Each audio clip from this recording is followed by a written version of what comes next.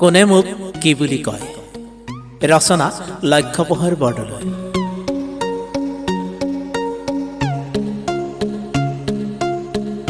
মই কেতিয়াবা কথা নোকোৱাকৈ যদি আনৰ কথাবোৰ শুনি থাকোঁ, মানুহে মোক গুমুঠা বুলি কয়। কেতিয়াবা দুই এটা কথা কওঁ, মানুহে মোক অহংকাৰী বুলি কয়। কেতিয়াবা কাৰোবাক ভাল পালে অলপ হয়তো বেছিকৈ কথা কওঁ, মানুহে মোক বহু বলকি বুলি কয়। অলপ যদি হাঁহি ধেমালি কৰোঁ, মানুহে মোক বৰ ফটুৱা বুলি কয়।